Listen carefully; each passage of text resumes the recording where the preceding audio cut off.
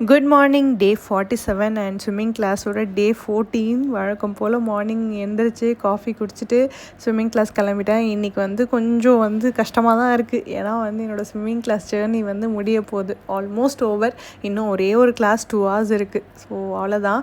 எனக்கு இப்போ ஸ்விம்மிங் ரொம்ப பிடிச்சி போச்சு. பட் என்னால் கண்டினியூ பண்ண முடியல. பட் நான் ஏதாச்சும் ஒரு வழி தேடுவேன், பார்க்கலாம். அண்ட் நான் இந்த 15 days கிளாஸில் என்னென்ன கற்றுக்கிட்டேன்னா, ஃபஸ்ட்டு தண்ணினா பயன்றது ஃபுல்லாமே போயிடுச்சு. அதுக்கப்புறமா ஃப்ரீ ஸ்டைல் கொஞ்சம் ஓரளவுக்கு நல்லாவே பண்ணுறேன். அதுக்கப்புறம் பேக் ஸ்விம் எனக்கு ரொம்ப நல்லா வருது. எனக்கு பர்சனலாக ஃபீல் ஆகிறது பேக் ஸ்ட்ரோக் ஹேண்ட் ஸ்விங் நல்லாவே பண்ணுற மாதிரி எனக்கு ஒரு ஃபீல்.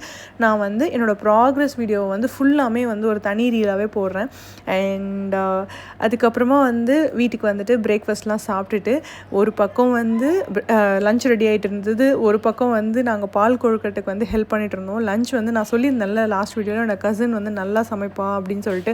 அவள் இன்றைக்கி கீ ரைஸ் பண்ணியிருந்தான். நிஜமாகவே ரொம்ப நல்லா இருந்தது. இப்போ உப்பு எடுத்துக்கிட்டால் தேவையான அளவுன்னு சொல்லுவாங்க. இப்போ எனக்கு கொஞ்சம் ஜாஸ்தி பிடிக்கணும், இன்னொருத்தவங்களுக்கு கம்மி பிடிக்கும். ஆனால் ஒரு டிஷ்ஷில் கரெக்டான உப்புன்னு ஒன்று இருக்குல்ல, அது எல்லாருக்குமே உப்பு கரெக்டாக இருக்குன்ற அளவுக்கு சமைப்பா. அதுதான் அவளோட ஹைலைட். ஸோ நான் வெஜிடேரியன்லாம் எக் கிரேவி, ஃபிஷ் ஃப்ரை அதெல்லாம் சாப்பிட்டாங்க. நான் வெஜ்ஜுன்றதுனால வெறும் கீ ரைஸ் மட்டும் தான் சாப்பிட்டேன். அதுக்கப்புறமா பால் கொழுக்கட்டெல்லாம் ரொம்ப சூப்பராக இருந்தது. ஈவினிங் செஷன் முடிச்சுட்டு வீட்டுக்கு டின்னர் சாப்பிட்டு தூங்கிட்டோம்.